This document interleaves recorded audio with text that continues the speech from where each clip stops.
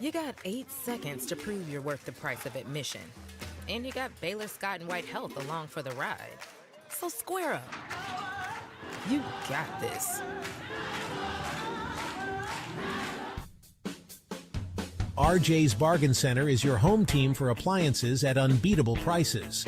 From refrigerators to washers, dryers to stoves, you'll find brand new appliances with huge discounts. And just like your favorite local teams, RJ's is proud to support our community and local sports. Score your savings today at RJ's Bargain Center, 711 Lynn Street, Waco.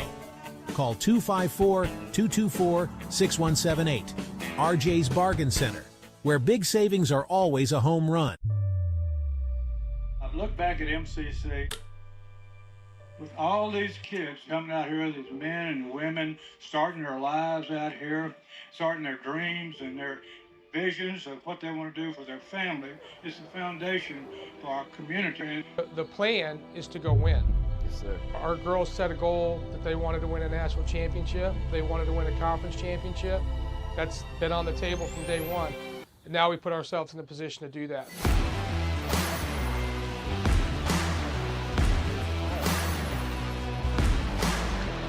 Pitch hit in the air and deep to left field. Going back is Rayvon Morgan at the wall. He leaps and he makes the catch for the third out.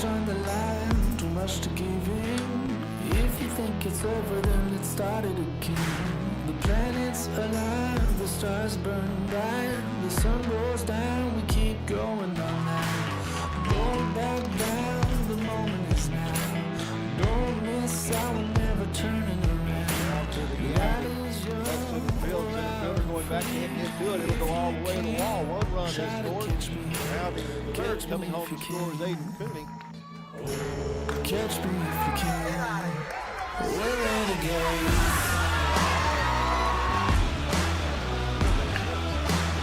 It's this one here in right field. It is treetop call and over the wall.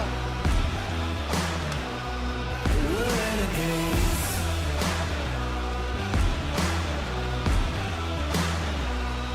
We're renegades.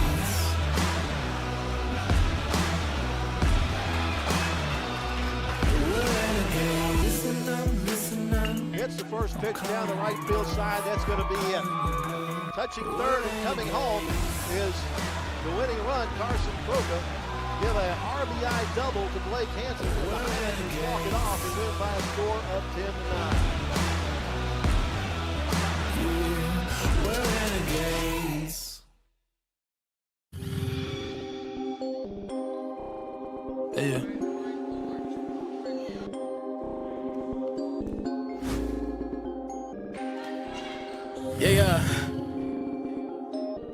Yeah. Rappers really don't want beef with me. Trust me, I can beat you easily. Suckers get DDT'd. I've been swinging for the fences since I was in Little League. I make they nut like a guillotine. Ooh, Langston Hughes with the verses. Hook something like a ring, no. Baby girl, I ain't got time to chase you. I've been chasing dreams, whoa. I'm going crazy like I'm daylight, yeah. I'm a crossover gang, AI, yeah. We be skipping over all of your verses just like the CD wouldn't play right, yeah. I already know if the beat is bananas, it's only right that I go wape on it, yeah. Going crazy like I'm daylight, yeah. I'm a crossover gang, AI, yeah. We be skipping over all of your verses just like the CD wouldn't, ay, yeah. Going crazy like I'm daylight, yeah. I'm a crossover gang, AI, yeah. We be skipping over all of your verses just like the CD wouldn't play right, yeah. Going crazy like I'm daylight, yeah. I'm a crossover gang, AI, yeah.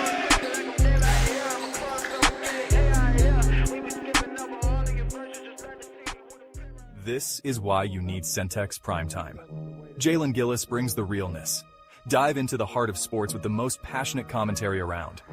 From pro to high school, Jalen's got the insight and energy you crave. Catch all the action weekdays from 5 to 7 p.m. on the Centex Sports Network, only on YouTube. Join the conversation and elevate your sports knowledge with Centex Primetime. Don't miss it. Need video or audio solutions? Lighthouse Streaming, a full-scale media agency, can transform any event. Check this out. We're talking live streaming that's crisp and clear, event audio that hits every note, and church video and audio solutions that'll enhance worship. Corporate events, we got those on lock too. From concerts to conferences, Lighthouse Streaming and audio makes your vision shine. Book your appointment now at lighthousestreaming.com or call 254-252-4206 for a free consultation. Let's elevate your event and light up the stage. What's up, everybody? My name is Jalen Gillis. You may know me from Centex Sports Network. We're starting a new platform, Recruit 254. Our mission is to highlight the amazing student athletes of 254. So if you're in the Waco, Killeen, Temple, Mart, Marlin, or any surrounding 254 areas, follow this platform and join the movement. Recruit 254. 254, let's run it up. Hello, my name is Roy Gillis, CEO of Lighthouse Streaming, and you're watching. Hello, what is going on, everybody? Welcome back into Centex Primetime. I am your host, Jalen Gillis, as we get ready to take you through the primetime topics in sports, not just here in the Central Texas area, but from all around the nation. We want to thank everybody for tuning in with us here on this Football Monday. We won't have the full crew with us today. Some of them guys will be here tomorrow, but we will go through some football. It's Football Monday, so we got to cover a little bit of high school, some NFL, and some college football all in one. Had a great football weekend this weekend. If you're a sports fan here in Texas, we had the Red River rivalry going on. My Mean Green Eagles didn't get the job done as they got their first national televised game on Friday. Weren't able to get the job done, but had some good football. Cowboys lose a late one to the Panthers. We got to see some real rivalries reignited on the high school level here in Central Texas. So we'll talk a little bit about all of that here today on Centex Primetime. Once again, thank you, everybody, for tuning in with us here today, whether you're watching on YouTube, Centex Sports Network / Centex Sports TV, or if you're watching with us on Facebook or the website, CentexSportsNetwork.com. Thank you, guys, for tuning in with us. As always, like, share, and hit that subscribe button, man. Click the subscribe button. Help us out here, as we've got a lot of content to bring you, including MCC Volleyball is back on Wednesday against Cisco College. Had a full week last week of volleyball on Monday, Wednesday, Thursday, and Saturday. They'll get a little bit of rest, a couple days of rest in between there. Wednesday, you'll see them back here once again on Centex Sports Network.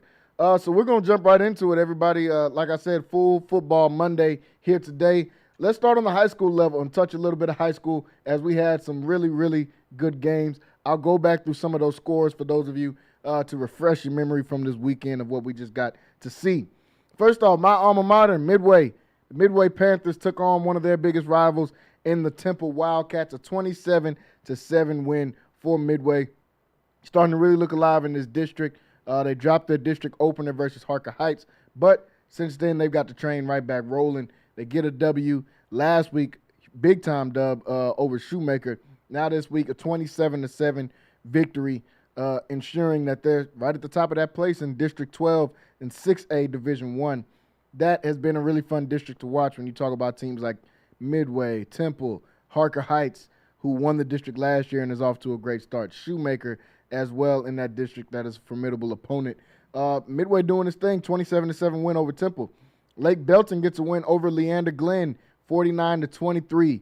Brenham beats Waco High 48-0, as Waco High is still looking for their first win of the season. The University Trojans got a big-time victory, 58-3 over Brian Rudder. Their quarterback, Savoy Nichols, shined bright in this game for over 400 total yards of offense, seven total touchdowns for the young junior quarterback, Savoy Nichols, really doing his thing out there and starting to catch his rhythm as the U-Dogs still alive in their chance to win this district. They open up district with a big-time W, 58-3. Belton over Killeen Ellison, 53-42 win for Belton. In that same district as University and Waco High, District 8 and 5A Division I. Belton looking like a real contender after they get a big win over Killeen Ellison. Hillsborough gets a win 56-8 over Venus. China Spring and the Conley Cadets. This was a battle all the way from start to finish. China Spring was able to get a win. Like we talked about on Friday Night Flex, 6 to 10 p.m. on Friday night. You'll see me, myself, Wayne Walker, Rocky Miller every Friday night. We'll actually be in Marlin this coming up weekend. But we got a chance to talk about that China Spring and Conley rivalry. No matter the records, you can throw records out the window when these teams start getting this district starts playing against each other. When you talk about China Spring, La Vega, Conley, Gatesville, Robinson, Lorena, you can throw records out the window. Teams like this meet up. When China Spring meets up with Conley, with any of these teams in this district, they expect to win regardless of their record. They came in with only 1 win on the season. Well, they were able to get a victory in this game over the Cadets at Conley, too. They had to play on the road. China Spring gave the ball to their best player, I believe, and that's Krishan Gregory, their running back. 30 carries in this game, was able to carry the load for the offense and able to lead his team to a victory. China Spring gets a win 28-20 over the Cadets. La Vega, who is the cream of the crop in that District 12 4A Division II, gets a victory 24-7 over Gatesville. La Vega picking right back up where they left off, man. You don't expect anything less from this team. Yes, they had a tough pre-district schedule. That's how it is every year for the La Vega Pirates. They pack the pre-district so they can be ready for district and beyond. When you talk about going into the playoffs, last year there were 2-3, I believe, coming out of going into district play. They go undefeated, don't lose another game until they get to the state championship game. That's what we expect to see. For Gatesville, it's really about the health of Gary Keaton, their quarterback. Can he stay healthy? Can he get healthy? This is a guy that had surgery just a couple of weeks ago. Now he's already back out there playing. La Vega's able to get a win, but the 24-7 win shows me that this Gatesville team is competitive. They didn't let this game get way out of hand. They kept it close, 24-7. That'll give them, even in a loss, some momentum going into these other gaming districts. They still have to play the China Springs, the Conleys, the Robinson, Lorenas, all these teams. So we'll see how that works out for them. But La Vega starts off 1-0 in district once again as they're looking for another district title, back-to-back district titles for them. Lorena and Robinson as we wrap up District 12 and 4A Division II. Lorena and Robinson. Robinson gets a 46-29 win. If you guys got a chance to tune in to Friday Night Flex, we said this is going to be a shootout. Lorena and Robinson expect a shootout. These are two of the most high-powered offenses in Central Texas. Robinson with Bryce McCurdy, Evan Marino, Dylan Medlock. Lorena with Jackson Blanchard, with Brody DeLeon, with Carson Miller at receiver. Two high-powered offenses clashed on Friday night. Robinson was able to get the better of those guys. 46-29 win. West gets a big win, 58-7 over Maypearl. This West team is really good. Definitely keep an eye on them in 3A Division I to be able to make some noise. Also, within that same district in 3A Division I, Whitney gets a win over Grandview, 34-7. Big-time victory for the Whitney Wildcats. They're able to get a victory over Grandview. Grandview's a good team. Coming into this game, seemed like a pretty even matchup. Whitney was able to put that distance between those two teams, showing us that they're right at the top of that district, them and West getting the win 34-7. Mejia gets their first win of the season against a familiar foe in Groesbeck. Mejia gets a win 32-14 over Groesbeck, gets their season going in the right track in district play. As we said, whatever your record is in pre-district doesn't matter. What matters is that district schedule. Mejia's coming out 1-0. Going right across town almost, Fairfield in a rivalry game over Teague, 44-6. In 3A Division I, this Fairfield team is live. This is a team that can really, really make some noise in the playoffs, and it's because of their offense. Rocky has an ongoing bet every week to see is Fairfield going to put up 60 points. They've already done it multiple times. Their quarterback, Cole Collins, is a monster. If you haven't watched this kid, please do. Cole Collins should have offers rolling in, man. He's putting up video game numbers week in and week out. I'll talk about some of my players of the week in just a second here.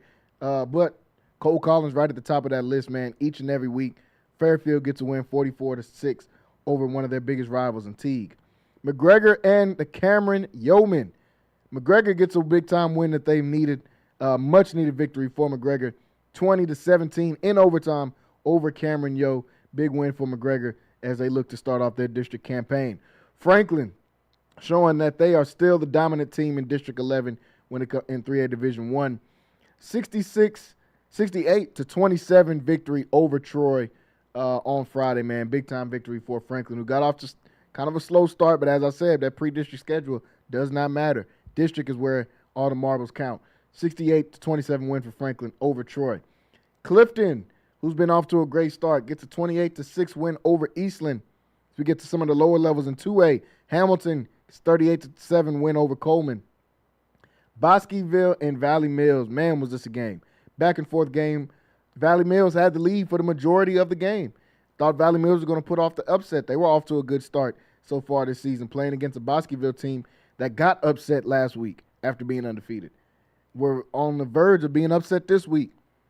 Big-time rivalry game there with Bosqueville and Valley Mills. Bosqueville able to come back and win 28-27 victory for Bosqueville as they start off their district campaign. Dawson gets a big win, 49-0 over Itasca. Marlin and Crawford, traditionally a big-time rivalry game there. Crawford gets a win in overtime, had a couple of overtime games this weekend. 27-21. Marlin, I believe, had a 21-3 lead for majority of the game. Next time I look up, Crawford was slowly coming back. Crawford comes back all the way, gets a win, 27-21 in overtime. Rosebud Lott and Riesel. Rosebud Lott able to get a 49-0 win over Riesel. Moody wins 34-6 over Bruceville Eddy. Chilton, talked about this team all year long, man. The Chilton Pirates, undefeated on the season. How do they start out their district campaign against Hubbard? 70-0 victory for Chilton. If you guys have not tuned in, please tune in to Friday Night Flex. We talk about this teams like Chilton all the time. This team's undefeated, one of the best teams in the state. After seeing them play the first couple of weeks of the season, I said this is a team that is state championship bound, in my opinion. In 2A Division II, they're as dangerous as anybody. They put up a 70-piece on Hubbard. They just blew Mart out last week. They've blown out almost everybody. Their defense is phenomenal. I don't think their defense has been scored on or given up more than 10 points this entire season. I don't want to say the wrong stat, but these guys have been on fire all year long. Chilton has not given up more than 12 points this year, and that was the first game of the season against Hearn. Since then, Chilton has not given up a single point. One touchdown. 46-0 win over Italy. 37-0 win over Marlin. 14-0 win over Gold Wave. 34-0 win over Mart. 70-0 win over Hubbard. What more convincing do you need? This Chilton team is as dangerous as anybody. One of my absolute favorite teams to watch in Central Texas. If you have not tuned into them, they'll be back in action this week against Frost. I can't wait for October 24th when they take on Bremond, who is you could consider the cream of the crop right here in those divisions, in those lower levels, man. When they play each other, it's going to be special. Speaking of them, Bremond gets a win, 53-0 over Meridian. District 10 is going to be a beast in 2A Division II because they've got teams like Martin there as well. Mart gets back in the win column, gets a much-needed win, 61-8 over Wortham. Goldwaith, also in that District 10, gets a big win over Frost, 42-0. So lots and lots of great games this past weekend on the slate for high school football, folks. Friday Night Flex, this weekend, we're going to take it live. We'll be in Marlin, Texas for their homecoming. You're going to get a chance to see the band. We'll get a chance to see some of the local businesses and see some of the people in Marlin, man. So make sure you guys tune in as we're going to do a live show from Marlin, Texas. Friday Night Flex is going to jump on the road, man. Marlin, Texas this weekend. Make sure you guys tune in 6 to 10 p.m. right here on Centex Sports Network. These are some of my players of the week from this past week. Lots and lots of great games that we just went through. So that means lots of players got a chance to showcase their talent, man. Let's start right where we just left off. Bremond, Sam Kawasaki, quarterback of Bremond, 7-7, 255 yards, 5 touchdowns for the quarterback of Bremond. Bremond's been off to a hot start this year. Marneco Thomas Jr. from Chilton. For those of you that have watched the show, we talk about Chilton all the time. We just got done doing. He is the driving force of this offense. Marneco Thomas, 6 of 11 on the completions, 139 yards, 3 touchdowns. Chipped in another 69 yards rushing with the touchdown as well, and also got a couple of tackles on defense. That Chilton team is playing as good as football as anybody, not only in the Central Texas area, but in the state, man. Those guys are playing phenomenal. Krishawn Gregory needed all 30 carries in China Springs' victory over Conley. 30 carries, 178 yards, 2 touchdowns. Had a couple of receptions for 42 yards and a touchdown as well. Cole Collins, the quarterback for Fairfield. We just got done talking about this Fairfield offense and how dynamic they have been. Cole Collins, 29 of 36 on completions, 434 yards, 3 touchdowns. Also carried the ball for 57 yards and a touchdown. He's doing this week in and week out, guys. Cole Collins is the real deal down there at Fairfield, and that Fairfield team is the real deal. Like I said, Rockies got a bet for can they put up 60 each and every week. They get close to doing it just about every single week, too. Got to shout out Kavion Hicks from Fairfield, too. 12 catches, 181 yards.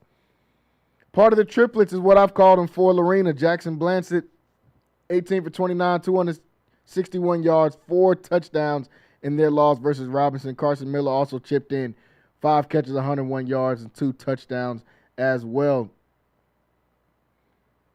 As we go through some of the other games here, Midway, the guy that I've called the best running back in Central Texas, one of the best running backs in Texas. Kid's got an offer from everywhere. That's Latham Wissington. 22 carries, 175 yards, 2 touchdowns. Also had 37 yards receiving. If you haven't watched his highlights, by the end of the season, this highlight tape is going to be 20 minutes long. Every single game, this dude's putting up crazy highlights. I mean, from kick returns to catching the ball, trucking guys, making guys miss. However you want it, this dude is the best running back in Central Texas for sure. That's Latham Wissington of the Midway Panthers. And the guy that's been leading Central Texas in rushing for the last few years, Evan Marino, 33 carries. 33 carries in their victory versus Lorena. 278 yards, 4 touchdowns. Numbers speak for themselves, man. Evan Marino's been doing this for a couple of years. Can't wait to see this guy playing at the next level. Rounding up, though, in those players of the week has to go to Savoy Nichols, man. Savoy Nichols, the quarterback for the University Trojans. You guys got to watch him right here on Centex Primetime before the season started. Got off to a slight slow start this season, but these last few weeks he's really picked it up. On Thursday, matter of fact, when they played against Brian Rudder. 12 for 18, 404 yards, 6 touchdowns. Also carried the ball for 31 yards and a touchdown as well. Savoy Nichols is my player of the week in Central Texas. Absolute monster game that he put up against Brian Rudder. Those are some of my players of the week, folks on the high school level. Make sure you guys tune in this Friday for Friday Night Flex, 6 to 10 p.m. as we get to cover all of the games here in Central Texas. Give you some analysis. And like I said, we'll be live from Marlin, Texas this time as we get a chance to do the show from there. Let's transition over to a little bit of NFL as we had a great weekend in the NFL as well. A game just kicked off, Buffalo and Atlanta. They're doing the doubleheader thing for Monday Night Football. I guess I'll start with a couple of those Monday night games. Atlanta's out to a 7-0 lead against Buffalo right now. But we all know I got Buffalo winning this game, man. Buffalo, one of the premier teams in the NFL for sure this season. Josh Allen having another MVP-type season. I still expect them to come back. And a game coming on at 7 o'clock in a few minutes. Chicago versus Washington, a rematch of the Hail Mary game from last year that Jaden Daniels got. Give me the Commanders, man. They're playing at home. It's Monday Night Football. Jaden Daniels doing his thing. Caleb Williams has been playing better, but I'll still take Jaden Daniels in this game. Let's recap some of the games that we got to see yesterday, and we got to start with the game that I'm sure made all of you guys mad, as it did make me mad, and also contributed to ruining my parlay, my Sunday parlay. I'll tell y'all what's going on with my college parlay when we do a little bit of college football in a little bit. But my college parlay was fire, so y'all need to start tuning in for these parlays, and we give them out week in and week out. Dallas Cowboys drop a game 30-27 against the Carolina Panthers. Not the outcome I expected, but with this Cowboys defense, man, what can you expect? What can you expect? Dak can put up crazy numbers every single week, but it doesn't matter.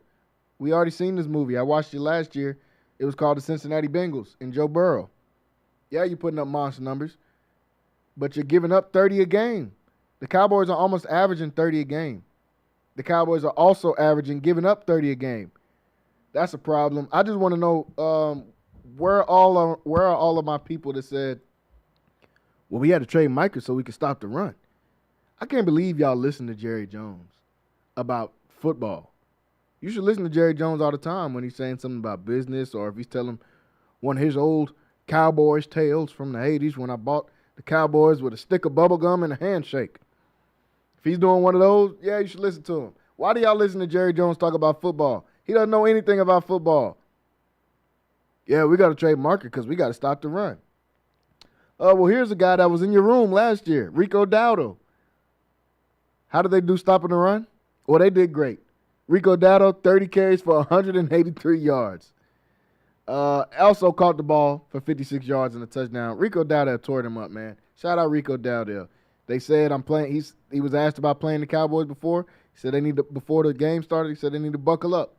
After the game, he said they didn't buckle up, and they didn't. Rico Dowdle killed him, man. That's what you're supposed to do. You come back to your old team that didn't want to give you a shot, that didn't want to pay you, that said that blamed all of their running the football issues on you. So what does he do? Gets a revenge game against the Cowboys.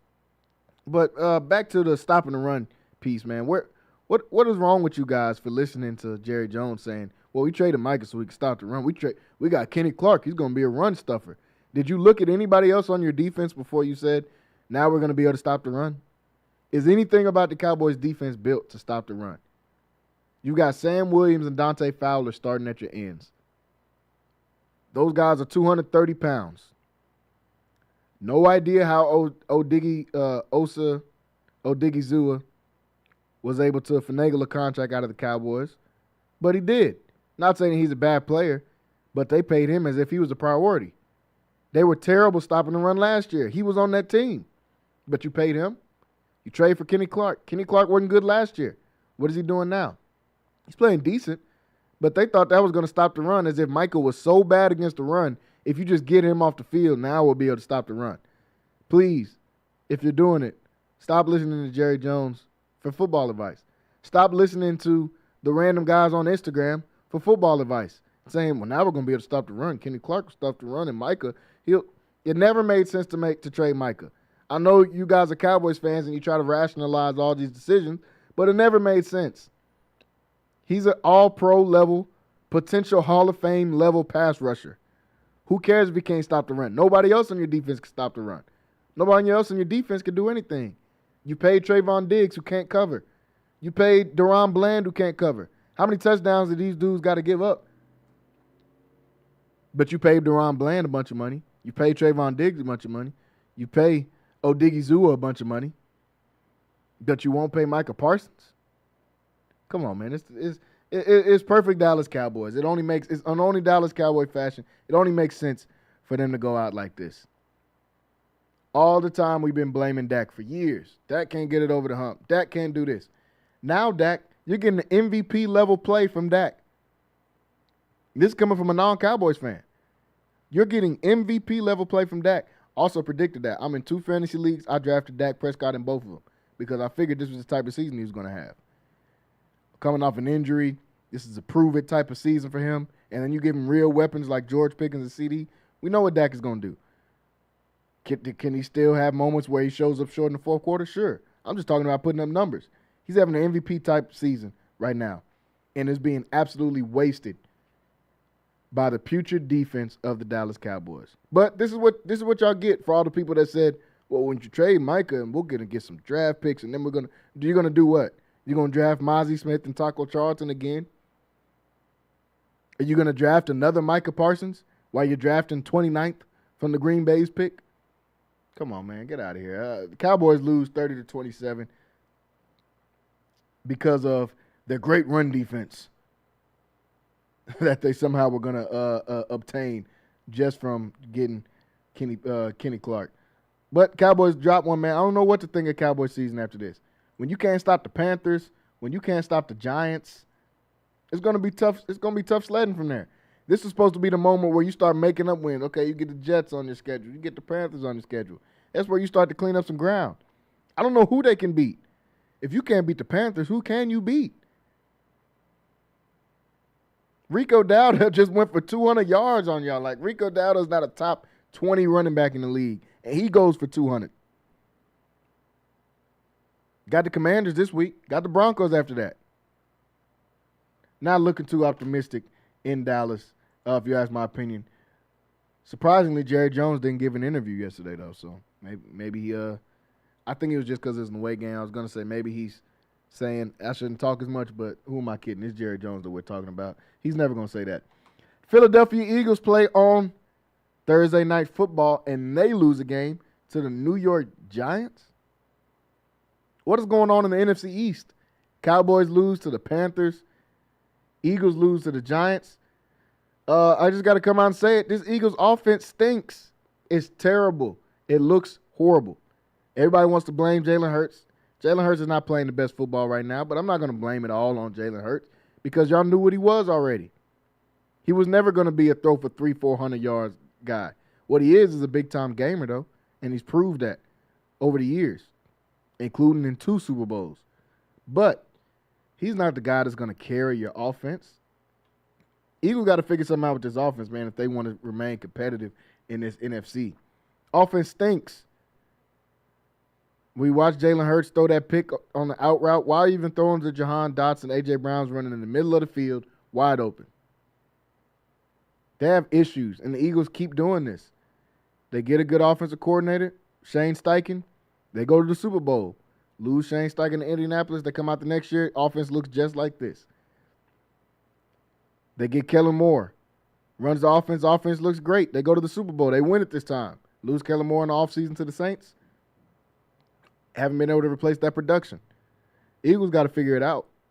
It can't just be all, Nick Sirianni flipping off fans and Jalen Hurts giving Spike Lee quotes, which has got to stop, man. I'm a huge Jalen Hurts fan. I think he gets a bad rap a lot of the times. He's a guy from Texas. I root for him. They threw him away at Alabama, came back to Oklahoma, almost won a Heisman. Said he couldn't be a good quarterback in the league. Got to 2 Super Bowls and won one of them. 1 Super Bowl MVP. But he has got to stop dressing like every dad on a BET 90s movie.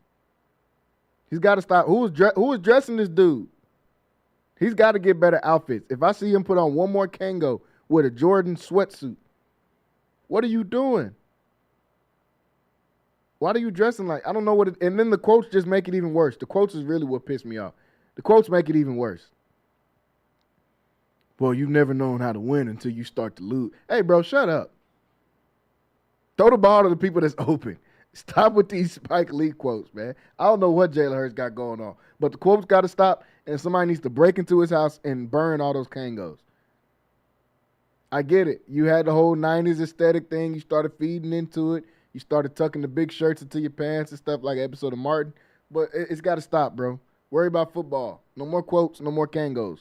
Quotes and Kangos. That's what's got to go for Jalen Hurts.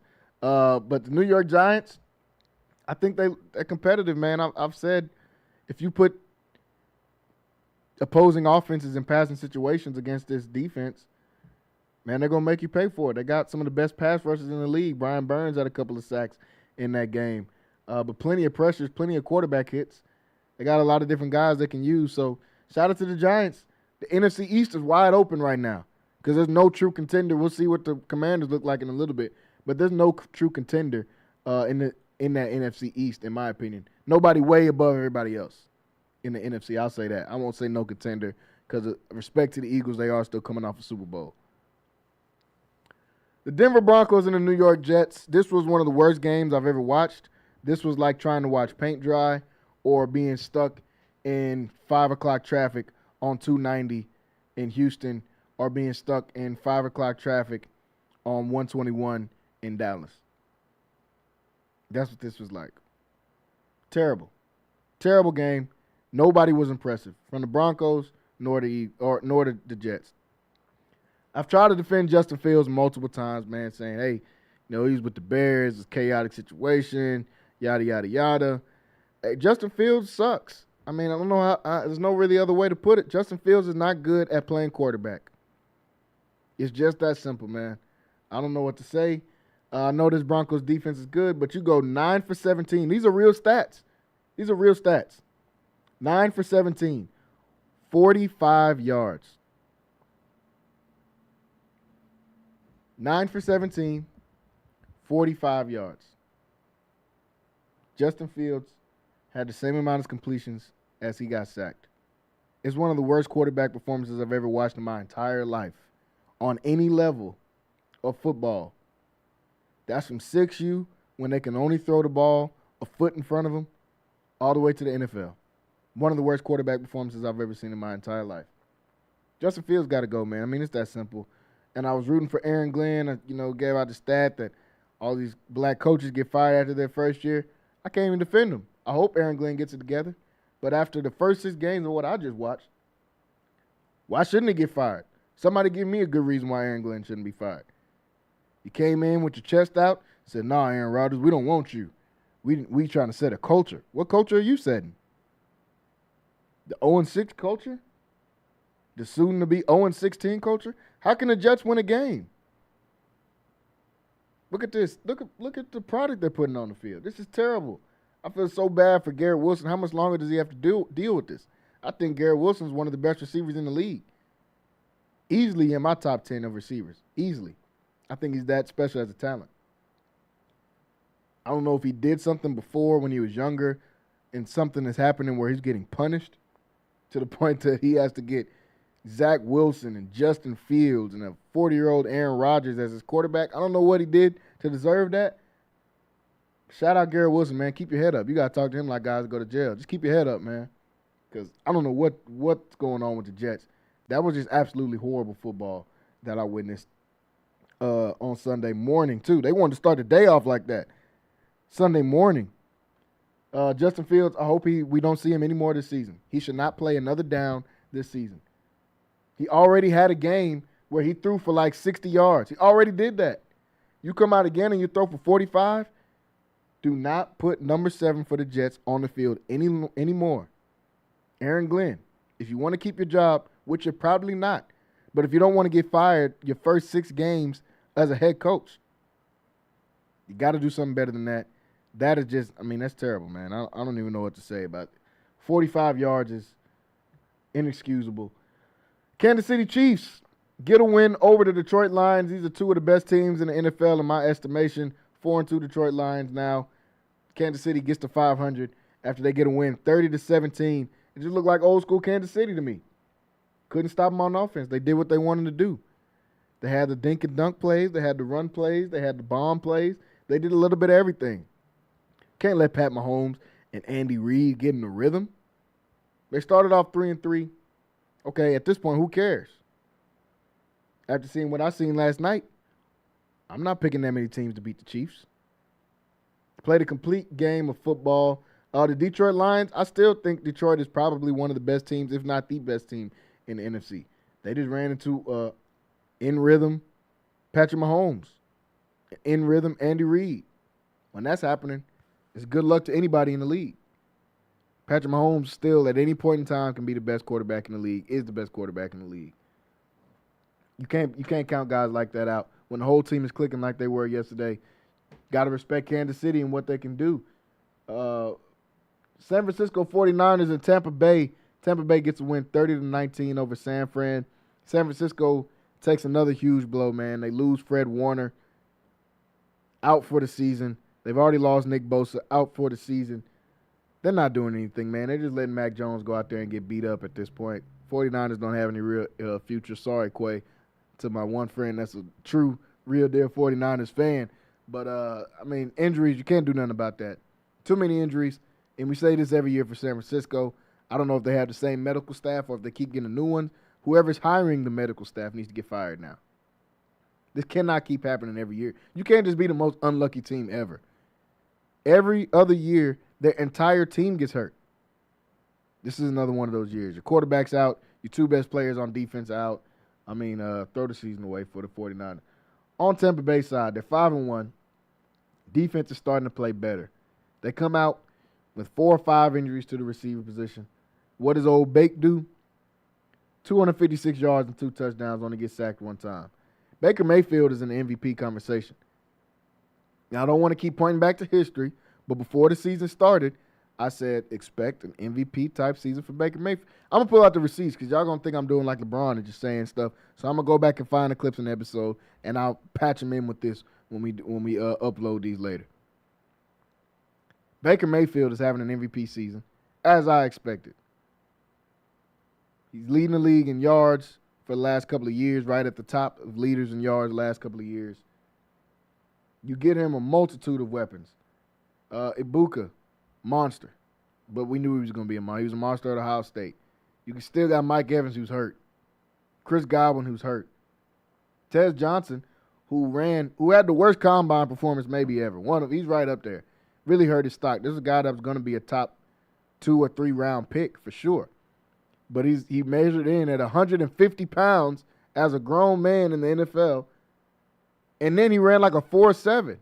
That's like the worst combination you can have. But Tez Johnson's a monster, though. We watched him at Oregon. We remember what he could do at Oregon. Baker Mayfield's got the Tampa Bay Buccaneers looking like the best team in the NFC. If their defense can step up and make plays as they've done, which I don't have any doubts about, not because of just they have a great talent on their defense, but because they got Todd Bowles coaching their defense. Todd Bowles is one of the best defensive minds in the NFL. The Buccaneers are dangerous. You got to keep an eye out for the Buccaneers and what they've been able to do. Been playing some tremendous football. Now on to the Cleveland Browns. They lose to Pittsburgh 23-9.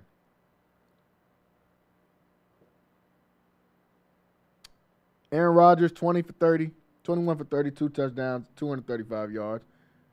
That's the type of stat you want to see from Aaron Rodgers if you're the Steelers. Before I get to the Browns, I'll just go with the Steelers first, get some positivity. Steelers are playing good football, really good football. Steelers, I said last week, I still could see the Ravens winning this division. I have to go back on that. Just seeing the Ravens pile up another loss, even though I knew they were going to lose because they had Cooper Rush starting. And the way that the Steelers team has been playing, man, they're 4-1. Their defense is playing good. They're using Jalen Ramsey everywhere, which I love. Jalen Ramsey is a guy that you just, similar to at Florida State, just put him on the spot in the field where you need a play to be made. And that's what he's going to do. If you need somebody to get a stop in the secondary, you put him there. If you need somebody to rush the passer like they did yesterday, you put him there. This dude had 2 sacks. Jalen Ramsey, I mean, he's still one of the best defensive players in the league by far, for sure. But they got 6 sacks yesterday on Dylan Gabriel. Defense played good. DK Metcalf, 95 yards and a touchdown. Those are the type of stats you like to see. Darnell Washington, who's starting to get worked into this offense, a big-time target that we know how Aaron Rodgers likes to throw the tight ends. And with Pat Fryermuth, Jonnu Smith, Darnell Washington, even Connor Hayward got a catch yesterday. I like the Steelers team, man. They play old-school football. They're going to run the ball. They rushed it for 100 yards yesterday, a multitude of running backs able to get some opportunities. Aaron Rodgers not turning the ball over. Steelers are going to be a tough team to beat as they get into December and January and as they get into the playoffs as well. Now over to the Cleveland Browns. We just watched the head coach of the Titans, Callahan, get fired. I don't have much to say about that. I mean, I knew he would get fired. They look terrible. He had that speech where he was screaming last year about don't call this guy soft. Hey, whatever. We're not going to call you guys anything because you don't have guys anymore. You're not going to be a head coach anymore. So that's that. But Cleveland, what are you waiting on? What exactly do you have to see in order for Kevin Stefanski to get fired? Because that's the only way it's coming to now. Stefanski got to get fired. I already think he's trying his hardest to sabotage Shedeur Sanders, and now I'm starting to think it's more of a deal that he's got going on with Andrew Berry than it is a Shedeur. Because I was wondering, why does he hate Shedeur so much? But he doesn't hate Shedeur. He hates Andrew Berry, and Andrew Berry picked Shedeur. Aha. So now I see what's going on here. Now I see why we have to talk about Dylan Gabriel having a supercomputer for a brain, and he could process plays so well. Dylan Gabriel should give money to some of the guys on the Steelers for just having absolute brick hands and not causing him to have a 3 to 4 interception day. That's how many he threw.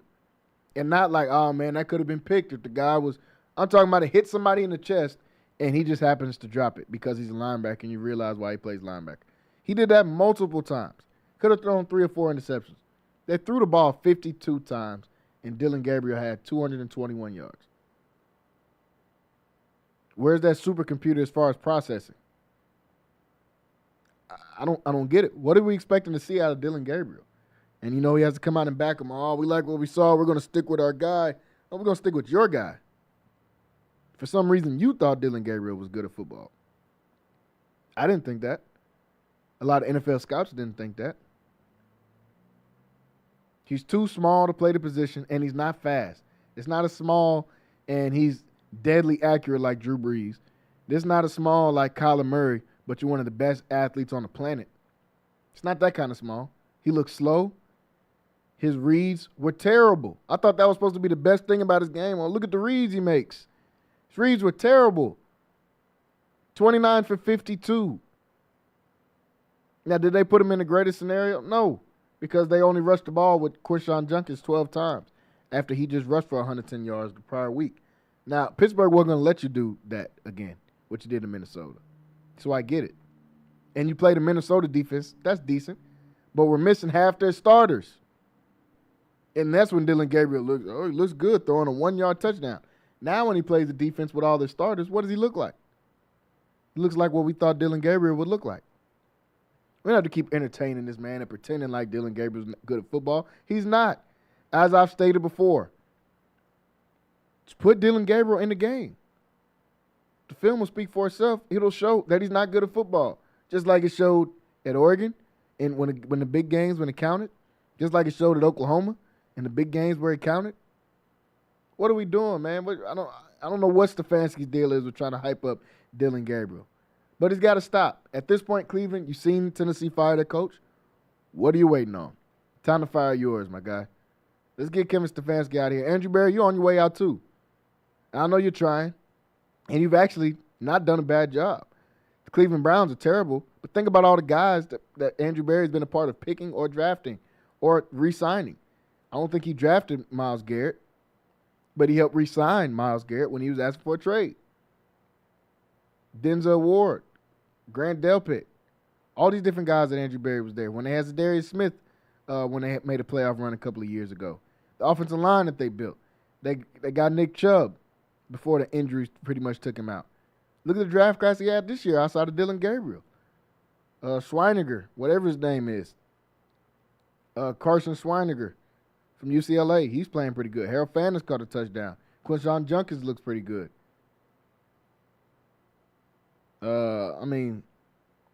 He's done a pretty decent job. What has Kevin Stefanski done? Besides blow teams up. Besides getting rid of Baker Mayfield because he wasn't the guy for your offense. And now Baker Mayfield might win an MVP. I don't know what they're waiting on. I don't know if Stefanski got pictures on somebody or if he's dating or married to somebody's daughter-in-law or something like that, or daughter. Why is this dude not fired? Fire him. I don't know how they got into the season. Kevin Stefanski's got to go. Shador, time's coming, my boy. All you got to do is stay patient and wait on it. That's all you got to do. Nothing else.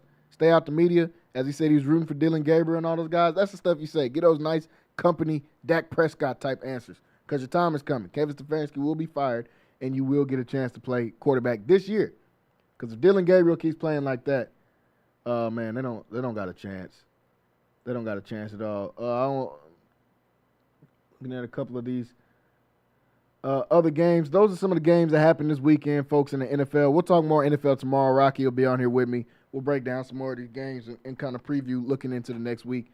And thinking of what we think about these teams so far, man. We're 6 weeks into the season. It kind of flew by already. Almost out of time here. Let's talk a little bit of college football and what we got to see from last week. Really, really great games. First off, let me start with my parlay, man. Straight fire that I put out this past weekend on the college football ticket. As I've told y'all before, y'all might want to get in when we talk about these parlays. This is one I cooked up for this weekend that was straight gas. Cincinnati for the win. Took them on the money line. Texas Tech on the money line. Missouri +3. They ended up being a push. So it did not ruin my parlay. It ended up being a push. I took Missouri +3. They lost by 3 to Alabama, 27-24. I took Utah for the game. They handled business. Texas A&M -7. They smacked up on Florida. Ohio State for the game. Georgia -4 as they were able to come back and win versus Auburn. Kind of had me sweat. That is what you call a fire parlay, how you put one together. Don't take too many risks, man. You just pick the games that you know that's in front of you. You pick the games in front of you. You pick the teams you know that are going to win. Well, you got to throw some in there, the teams to cover, like A&M, Georgia, and all them. Yeah, they had me sweating for a little bit. But at the end of the day, I expected them to do what they did. They came out and won the game. Fire parlay put together. Make sure y'all tuning in this week for when I put my Saturdays together. Let's look at some of these games. Alabama, huge win over Missouri. In Missouri, man. That was a big-time win for Alabama to keep their college football playoff hopes alive. Missouri gets their first loss I don't really think anything different about this Missouri squad, man. I think they're going to be good as they get throughout the season. They tried their best to stop Ahmad Hardy. Still 12 carries and 52 yards in that game. But Jan Miller had his best game of the season, 20 carries, 85 yards. Ty Simpson did enough to win, 23 for 31, 200 yards, and 3 touchdowns. Ty Simpson playing some good football, man. I thought he was going to be the reason they lost. But obviously he was not. Ohio State gets a big victory over Illinois. We knew what they would do there, man. I'm not a believer in Illinois at all. Florida State, kind of their final dagger in the coffin of any of their playoff hopes, man. They started off hot, beating the Alabama team that we just talked about. But when you drop a game to Virginia, when you drop a game to Miami, and the Miami one, you'll give them a break for that. But then you backdoor and you lose to Pitt. Those are the games you can't lose, man. I like Tommy Castellanos, and he's doing a good job. But as Tony White, the former Florida State player, said when he talked about it, if your offense is putting up 30 points every single week, you should win.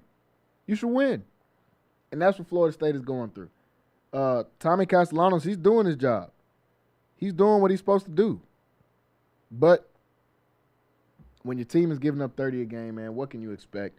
Florida State probably out of the running at this point.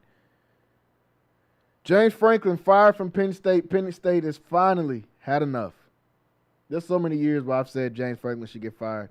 And I don't even like doing that because these are people's livelihoods. People got to change coaches and change where they live. You got to pick your family up and move and all that kind of stuff. But $48 million contract buyout.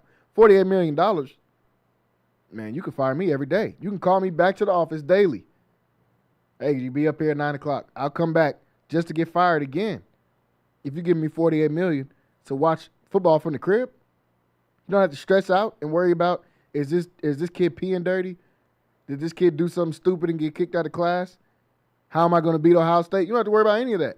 You can go home and you can flick through some money. I don't know, do whatever $48 million buys you. I don't feel that bad for James Franklin. He just couldn't get over the hump, man. It is what it is. James Franklin's still a great coach. He's going to get another job. Expect to see him in places like Arkansas, Virginia Tech if that opens up. I'd like to see him at UCLA and getting that program back. I think he's a good coach. Just couldn't get over the hump. We're going to fault the dude for losing to Ohio State every year. They're really good at football. Couldn't win the big game.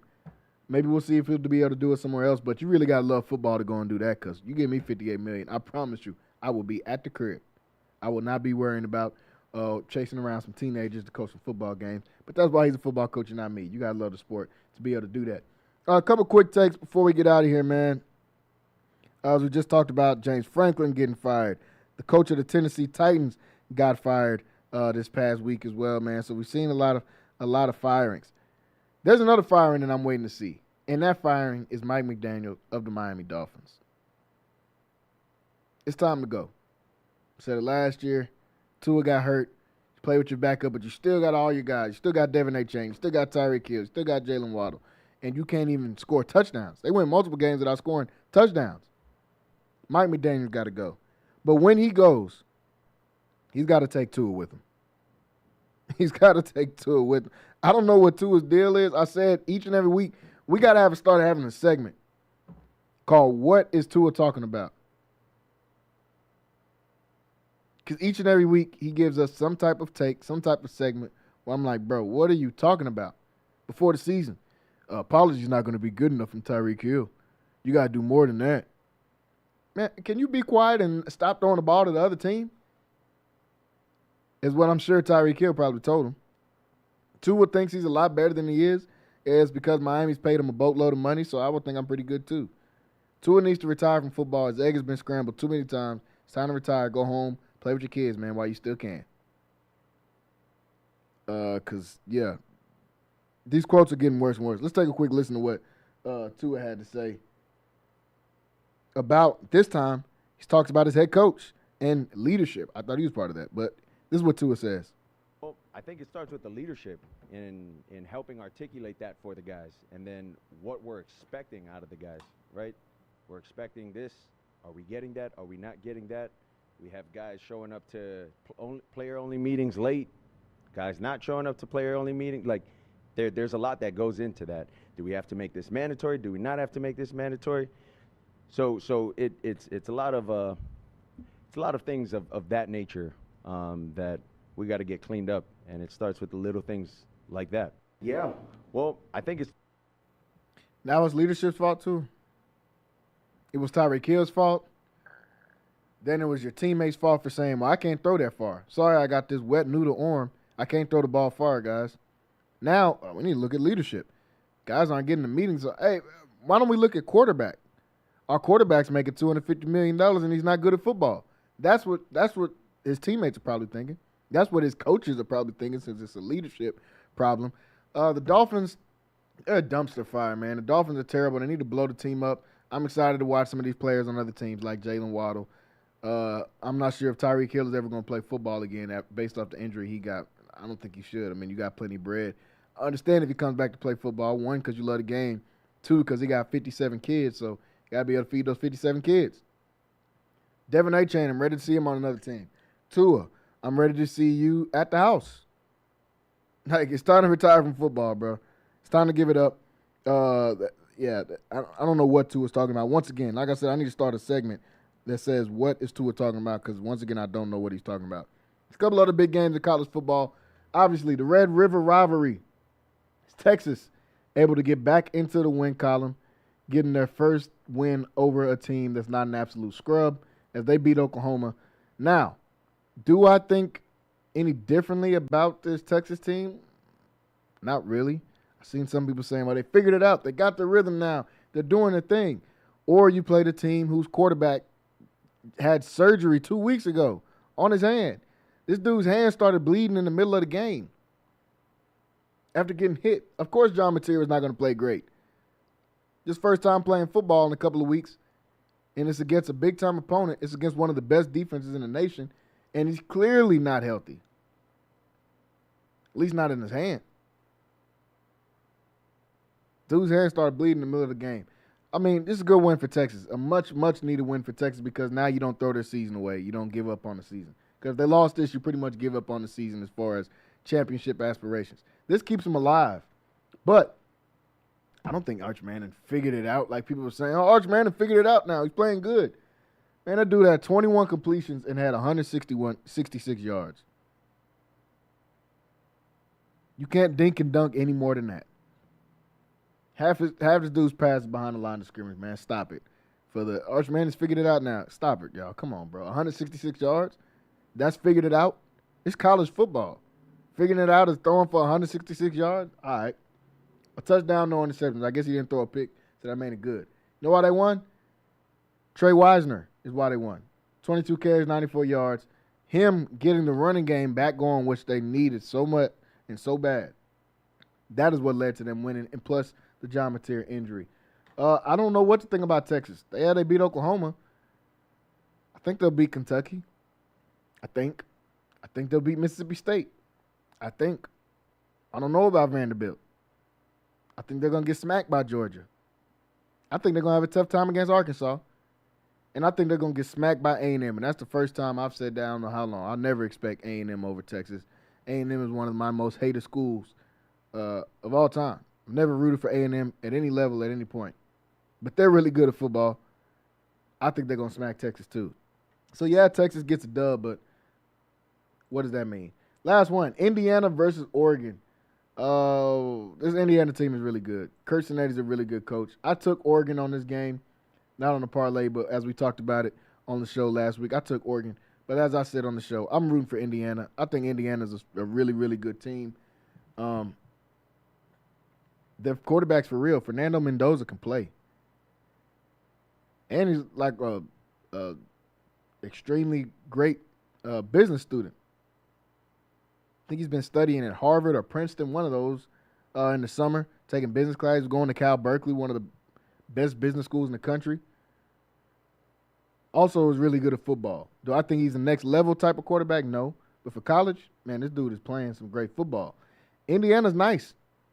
All I can say is Kurt Cinetti. Like he said, Google him. All he does is win. Everybody said they were trash last year, even though they had the best point differential in the entire nation. They were trash last year because they lost to Notre Dame and Ohio State, and so that made them trash. I think if I remember right, Notre Dame and Ohio State were the two teams in the college football final. So maybe they just lost to the two best teams in the nation. And they were really good last year. They're even better this year, man. I love this Indiana team. Can't wait to watch them play some more. But we're out of time here today, folks, on Centex Primetime. Monday night games going on right now. Buffalo Bills versus Atlanta. The Bears and Commanders getting ready to come on. We want to thank everybody for tuning in. Tomorrow, we'll be back. Rocky will be up here. We'll talk some more football and break down some more of these games, man. Shout out to all those players of the week that I gave out earlier in the show. If you didn't see it, go back and rewind it. Watch it once we're done here today. Out of time. We've got more MCC volleyball on Wednesday. Make sure you don't miss it. Friday Night Flex live in Marlin, Texas this Friday. Make sure you guys tune in for that. We'll be back here tomorrow, same time. Make sure you guys don't miss it. Hit that subscribe button on YouTube, and we will see you guys tomorrow. Everybody have a great evening.